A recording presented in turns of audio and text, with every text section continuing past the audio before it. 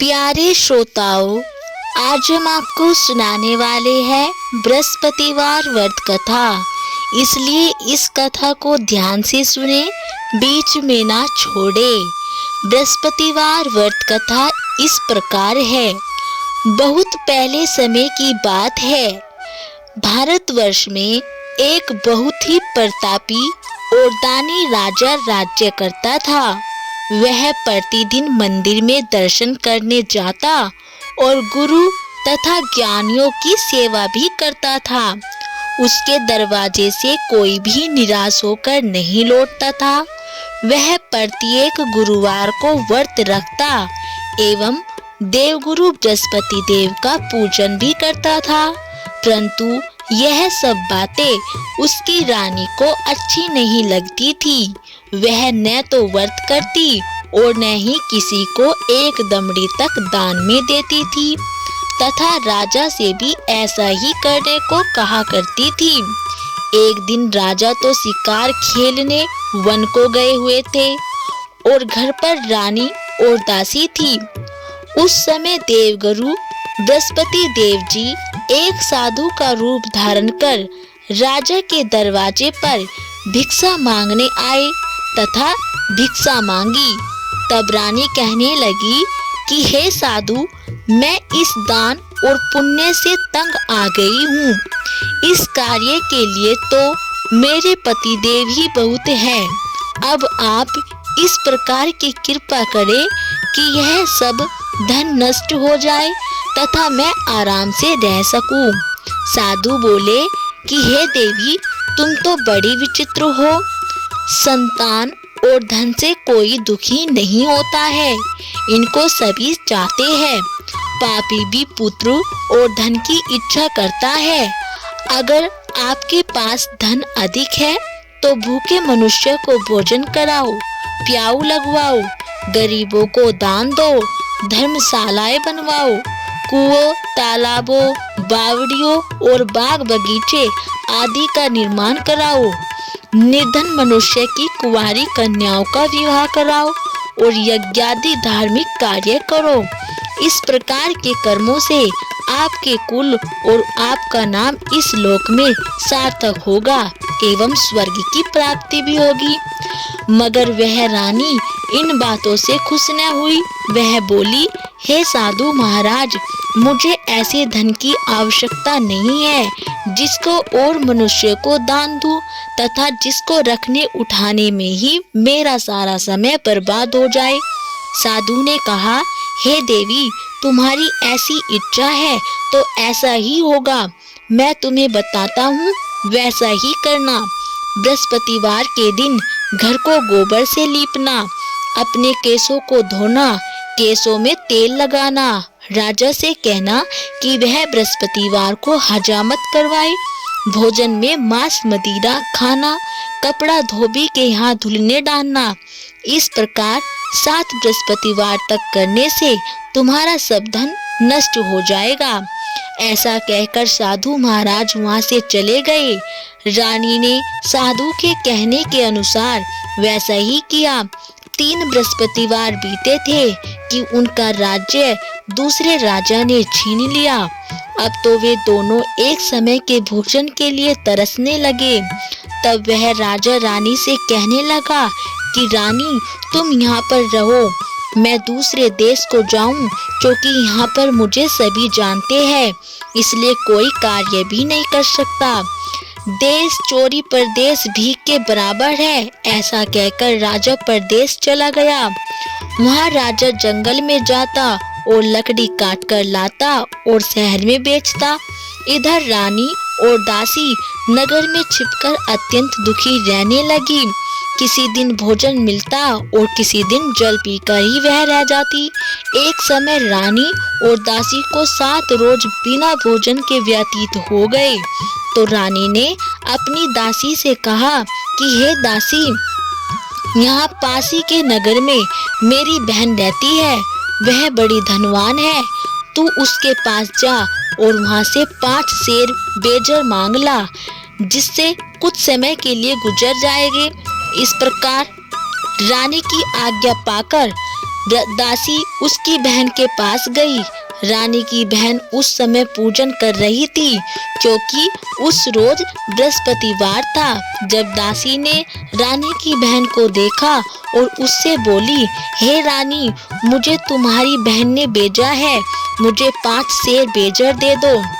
इस प्रकार दासी ने अनेक बार कहा, परंतु रानी की बहन ने उत्तर नहीं दिया, क्योंकि वह उस समय बृहस्पतिवार व्रत की कथा सुन रही थी। जब बांदी को किसी प्रकार का उत्तर नहीं मिला तो वह दुखी हुई एवं क्रोध भी आया और लौटकर रानी के पास आकर बोली, हे रानी, तुम्हारी बहन तो बहुत बड़ी आदमी है, वह छोटे मनुष्य से बात भी नहीं करती। मैंने उससे बेजर मांगी तो उसने कोई उत्तर तक नहीं दिया। रानी बोली, हे दासी, इसमें उनका कोई दोष न है। जब बुरे दिन आते हैं तब कोई सहारा नहीं देता। अच्छे बुरे का पता आपत्ति में ही लगता है। जो ईश्वर की इच्छा होगी वही होगा। यह सब हमारे भाग्य का दोष है। इधर रानी की बहन ने देखा कि मेरी बहन की दासी आई थी, परंतु मैं उससे नहीं बोली। इससे वह बहुत दुखी हुई। यह सोच कथा को सुन और बृहस्पति देव का पूजन समाप्त कर वह बहन रानी के घर चल दी और जाकर बहन से कहने लगी, हे बहन, मैं बृहस्पतिवार का व्रत कर रही थी, तुम्हारी दासी आई थी, परंतु जब तक कथा होती है तब तक न उठते हैं और न ही बोलते हैं, इसलिए मैं न बोली। कहो दासी क्यों गई थी? रानी बोली, बहन, हमारे पास अनाज नहीं था।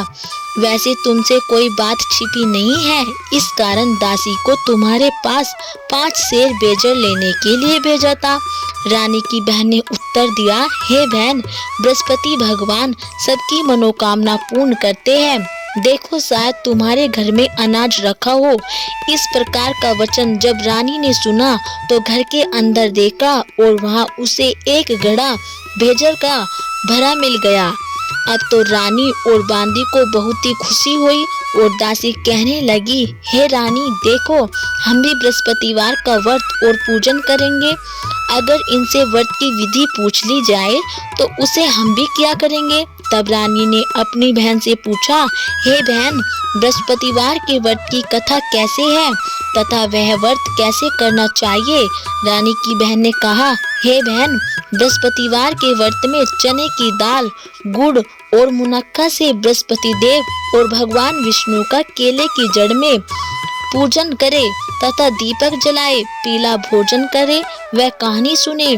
इस प्रकार करने से गुरु भगवान प्रसन्न होते हैं और अन्न, पुत्र, धन देते हैं और मनोकामना भी पूर्ण करते हैं।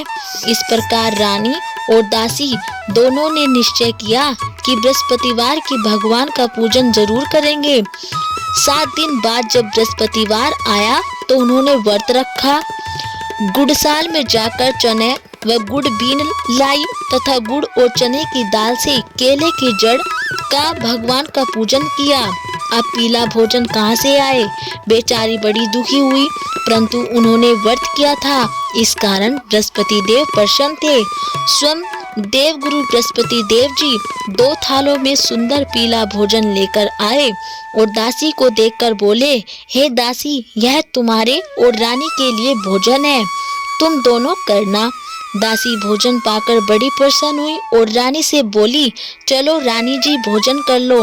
रानी को इस विषय में कुछ पता नहीं था, इसलिए वह दासी से बोली, तू ही भोजन कर, क्यों तू हमारी व्यर्थ हंसी उड़ाती है? दासी बोली, एक महात्मा भोजन दे गया है। रानी कहने लगी, वह भोजन तेरे लिए ही दे गया है, तू ही भोजन कर। दासी ने कहा, वह महात्मा हम दोनों के लिए 2 थालों में भोजन दे गया है, इसलिए हम और आप दोनों ही साथ साथ भोजन करेंगे। इस प्रकार रानी और बांदी दोनों ने गुरु भगवान को नमस्कार कर भोजन प्रारंभ किया तथा अब वे दोनों प्रत्येक बृहस्पतिवार को व्रत और देव गुरु बृहस्पति तथा भगवान विष्णु का पूजन करने लगी। बृहस्पति भगवान की कृपा से फिर रानी और दासी के पास धन हो गया। रानी फिर उसी प्रकार आलस्य करने लगी। तब दासी बोली, देखो रानी, पहले इस प्रकार आलस्य करती थी, तुम्हें धन रखने में कष्ट होता था, इस कारण सभी धन नष्ट हो गया। अब गुरु भगवान की कृपा से यह धन मिला है तो फिर तुम्हें आलस्य होता है। बड़ी मुसीबतों के बाद हमने यह धन पाया है, इसलिए हमें दान पुण्य करना चाहिए। आप भूखे मनुष्य को भोजन करवाओ, प्याऊ लगवाओ, ब्राह्मणों को दान दो, कुआं, तालाब, बावड़ी आदि का निर्माण करो, मंदिर, पाठशाला बनवाकर दान दो, कुंवारी कन्याओं का विवाह करवाओ, धन को शुभ कर्मों में खर्च करो, जिससे तुम्हारे कुल का यश बढ़े तथा स्वर्ग प्राप्त हो और पितर प्रसन्न हो। रानी ने इसी प्रकार कर्म करने प्रारंभ किए तो काफी यश फैलने लगा। एक दिन रानी और दासी विचार करने लगे कि राजा ने न जाने किस प्रकार से होंगे, उनकी कोई खबर नहीं है। गुरु भगवान से उन्होंने प्रार्थना की और भगवान ने रात्रि में राजा को स्वप्न में कहा कि हे राजा उठ, तेरी रानी तुझको याद करती है, अपने देश जाओ। राजा प्रातः काल उठा और विचार करने लगा, मेरे पास तो कुछ भी नहीं है, घर कैसे जाऊं। राजा जब से परदेश आया था घोर कष्ट में था, प्रतिदिन जंगल से लकड़ी बीन कर लाता और उन्हें शहर में बेचकर अपनी दुखी जीवन को बड़ी कठिनता से व्यतीत कर रहा था। एक दिन राजा दुखी होकर अपने पुराने अच्छे दिनों और राजपाट की बातों को याद करके रोने लगा। देवगुरु बृहस्पति देव जी को राजा पर दया आ गई और वे एक साधु का रूप धारण कर आ गए और राजा के पास आकर बोले, हे लकड़हारे, तुम इस सुनसान जंगल में किस चिंता में बैठे हो, मुझको बताओ। यह सुनकर राजा के नेत्रों में जल भर आया और साधु की वंदना करके बोला, हे प्रभु, आप सब कुछ जानने वाले हैं। इतना कह साधु को अपनी संपूर्ण कहानी बतला दी। साधु वेशधारी बृहस्पति देव जी बोले कि हे राजा, तुम्हारी स्त्री ने बृहस्पति देव का अपराध किया था, जिस कारण तुम्हारी यह दशा हुई है, परंतु अब वह प्रत्येक बृहस्पतिवार को व्रत करने लगी है। अतः तुम किसी प्रकार की चिंता मत करो, भगवान तुम्हें पहले से अधिक धनवान करेगा। देखो, तुम्हारी स्त्री ने भी गुरुवार का व्रत प्रारंभ कर दिया है। अब तुम मेरा कहा मानकर बृहस्पतिवार का व्रत करके चने की दाल और गुड़ जल के लोटे में डालकर केले का पूजन करो, फिर कथा कहो अथवा सुनो, भगवान तेरी सब मनोकामनाओं को पूर्ण करेंगे। साधु को प्रसन्न देखकर राजा बोला, हे प्रभु, मुझे लकड़ी बेचकर इतना पैसा नहीं मिलता जिससे भोजन करने के उपरांत कुछ बचा सकूं। मैंने रात्रि में अपनी रानी को व्याकुल देखा है, मेरे पास कुछ भी नहीं जिससे उसकी खबर मंगा सकूं, और फिर मैं कौन सा व्रत करूं और कहानी कहूं, यह मुझे मालूम नहीं है। साधु ने कहा, हे राजा, तुम किसी बात की चिंता मत करो।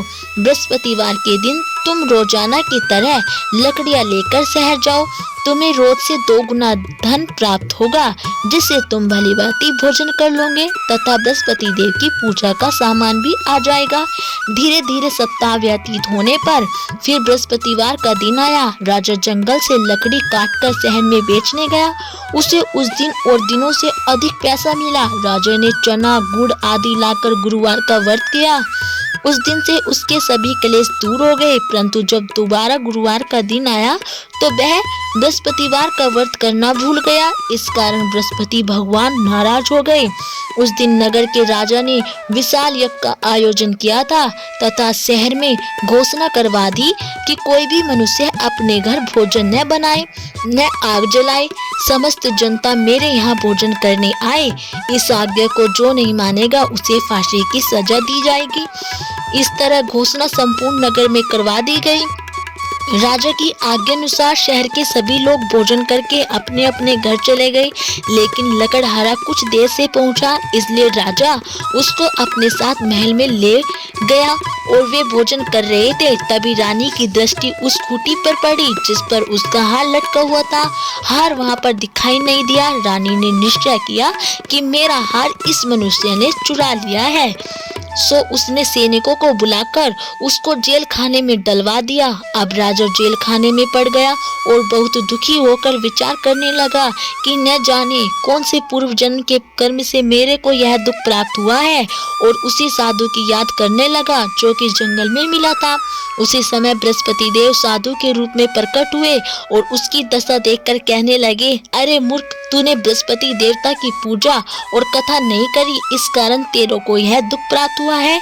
अब चिंता मत कर, बृहस्पति देव के दिन जेल खाने के दरवाजे पर 4 पैसे पड़े मिलेंगे, उनसे तू बृहस्पति देव जी की पूजा करना, तेरे सभी कष्ट दूर हो जाएंगे। बृहस्पतिवार के दिन उसने 4 पैसे मिले। राजा ने कथा कही। उसी रात्रि को बृहस्पति देव ने उस नगर के राजा को स्वप्न में कहा कि हे राजा, तुमने जिस आदमी को जेल खाने में बंद कर दिया है वह निर्दोष है, वह दूसरे देश का राजा है, उसे छोड़ देना। रानी की हार उसी खूंटी पर लटका हुआ मिला। अगर तू ऐसा नहीं करेगा तो मैं तेरे राज्य को नष्ट कर दूंगा। राजा प्रातःकाल उठा और खूंटी पर हार देखकर लकड़हारे को बुलाकर क्षमा मांगी तथा राजा के योग्य सुंदर वस्त्र व आभूषण देकर विदा किया। अब तो देवगुरु बृहस्पति देव की आज्ञा अनुसार राजा अपने नगर को चल दिया। राजा जब नगर के निकट पहुंचा तो उसे बड़ा आश्चर्य हुआ। नगर में पहले से अधिक बाग, तालाब और कुएं तथा बहुत सी धर्मशालाएं और मंदिर आदि बन गए थे। राजा ने पूछा कि यह किसका बाग और धर्मशाला है? तब नगर के सब लोग कहने लगे, यह सब रानी और बांदी के है। यह सुनकर राजा को आश्चर्य हुआ और गुस्सा भी आया। जब रानी ने यह खबर सुनी कि राजा आ रहे हैं तो उसने बांदी से कहा, हे दासी, देख राजा हमको कितनी बुरी हालत में छोड़ गए थे, वह हमारी ऐसी हालत देखकर लौट न जाए, इसलिए तू दरवाजे पर खड़ी हो जा। आज्ञा अनुसार दासी दरवाजे पर खड़ी हो गई और राजा आए तो उन्हें अपने साथ ले आई। तब राजा ने क्रोध करके अपनी तलवार निकाली और पूछने लगे कि बताओ कि यह धन तुम्हें कैसे प्राप्त हुआ? तब रानी ने कहा कि हमें हमारा राज्य और यह सब धन बृहस्पति देव जी की कृपा और पूजा और व्रत के प्रभाव से पुनः प्राप्त हुआ है। राजा ने निश्चय किया कि 7 दिन बाद तो सभी बृहस्पति देव का पूजन करते हैं, परंतु मैं रोजाना दिन में 3 बार कहानी कहा करूंगा तथा रोज देव गुरु जी का पूजन किया करूंगा। राजा के दुपट्टे में हर समय चने की दाल बंधी रहती तथा दिन में 3 बार कहानी कहता। एक रोज राजा ने विचार किया कि चलो अपनी बहन के यहाँ हो आए। इस तरह निश्चय कर राजा घोड़े पर सवार हो सुबह अपनी बहन के यहाँ को चल दिया। मार्ग में उसने देखा कि कुछ आदमी एक मुर्दे को लिए जा रहे हैं। उन्हें रोककर राजा कहने लगा कि अरे भाइयों, मेरी बृहस्पति देव की कहानी सुन लो। वे बोले, लो, हमारा तो आदमी मर गया है, इसको अपनी कथा की पड़ी है। परंतु कुछ समझदार आदमी बोले, अच्छा कहो, हम तुम्हारी कथा भी सुनेंगे। राजा ने दान निकाली और पूजा करके कथा कहने लगा। जब कहानी आदि हुई तो मुर्दा हिलने लग गया और कथा समाप्त होते होते वह राम राम कहकर खड़ा हो गया। राजा आगे चल पड़ा। उसे एक किसान खेत में हल चलाता मिला। राजा ने उसे देखा और उससे बोला, अरे भाइयों, तुम मेरी बृहस्पतिवार की कथा सुन लो। किसान बोला, जब तक मैं तेरी कथा सुनूंगा तब तक 4 हरिया जोत लूंगा, जा अपनी कथा किसी और को सुनाना। राजा के चलते ही बैल पछाड़ खाकर गिर गए तथा उसके पेट में बहुत जोर का दर्द होने लगा। उसी समय उसकी माँ रोटी लेकर आई। उसने जब यह देखा तो अपने पुत्र से सब हाल पूछा और बेटे ने सभी हाल कह दिया। बुढ़िया दौड़ी दौड़ी उस घुड़सवार के पास गई और उससे बोली, मैं तेरी कथा सुनूंगी, तू अपनी कथा मेरे खेत पर चलकर कहना। राजा ने बुढ़िया के खेत पर जाकर कथा कही, जिसके सुनते ही बैल खड़े हुए तथा किसान के पेट का दर्द बंद हो गया। रात्रि को राजा अपने घर पहुंचा। बहन ने भाई की खूब मेहमानी की।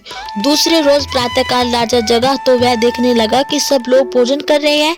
राजा ने अपनी बहन से कहा, क्या ऐसा कोई मनुष्य है जिसने भोजन नहीं किया हो? वह मेरी बृहस्पतिवार की कथा सुन ले। बहन बोली, हे भैया, यह देश ऐसा है जहाँ पहले लोग भोजन करते हैं, बाद में कोई कार्य।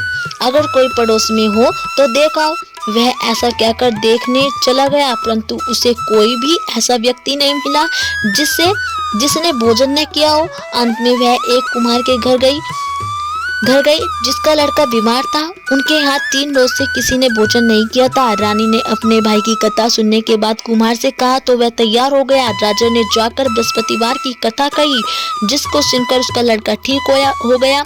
अब तो सभी उस नगर में बृहस्पतिवार का व्रत करने लगे तथा कथा भी सुनने लगे। कुछ दिन बाद राजा ने अपनी बहन से कहा कि हे बहन, हम अपने घर जाएंगे, तुम भी तैयार हो जाओ। राजा की बहन अपनी सास से कही। सास बोली, हाँ चली जा, परंतु अपने लड़कों को मत ले जाना क्योंकि तेरे भाई के कोई औलाद नहीं है। बहन ने अपने भैया से कहा, हे भैया, मैं तो चलूंगी परंतु कोई बालक नहीं जाएगा। राजा बोला, जब कोई बालक नहीं चलेगा तब तू क्या करेगी। बड़े दुखी मन से राजा अपने घर को लौट आया। राजा ने अपनी रानी से कहा, हम निर्वंशी राजा है, हमारा मुंह देखने का भी धर्म नहीं है और कुछ भोजन आदि नहीं किया। रानी बोली, हे प्रभु, बृहस्पति देव ने हमें सब कुछ दिया है, वे हमें औलाद भी अवश्य देंगे। उसी रात को बृहस्पति देव ने राजा से स्वप्न में आकर कहा कि हे राजा, उठ, सभी सोच को त्याग दे, तेरी रानी गर्भ से है। राजा को यह बात सुनकर बड़ी खुशी हुई और 9 महीने के बाद उसके गर्भ से एक सुंदर पुत्र पैदा हुआ। राजा ने बड़ा भारी उत्सव किया और अपनी बहन को भी बुलवाया। राजा ने रानी से कहा, हे रानी, नारी बिना भोजन के रह सकती है परंतु बिना कहे नहीं रह सकती। जब मेरी बहन आए तो मुझसे कुछ मत कहना। राजा की बहन ने यह शुभ समाचार सुना तो वह बहुत प्रसन्न हुई तथा बधाई लेकर अपने भाई को यहाँ घर आई। तभी रानी ने कहा, घोड़ा चढ़कर तो नहीं आई, गधा चढ़कर आई है। राजा की बहन बोली, भाभी, मैं इस प्रकार न कहती तो तुम्हें औलाद कैसे होती। बृहस्पति देव परम दयालु है, जैसे जिसके मन में कामनाएं हो सभी की पूर्ण करते हैं। जो सद्भावना पूर्वक बृहस्पतिवार का व्रत करता है एवं कथा पढ़ता है अथवा सुनता है, वह दूसरों को सुनाता है, बृहस्पति देव उनकी सभी मनोकामनाएं पूर्ण करते हैं। बोलो बृहस्पति देव भगवान की जय हो।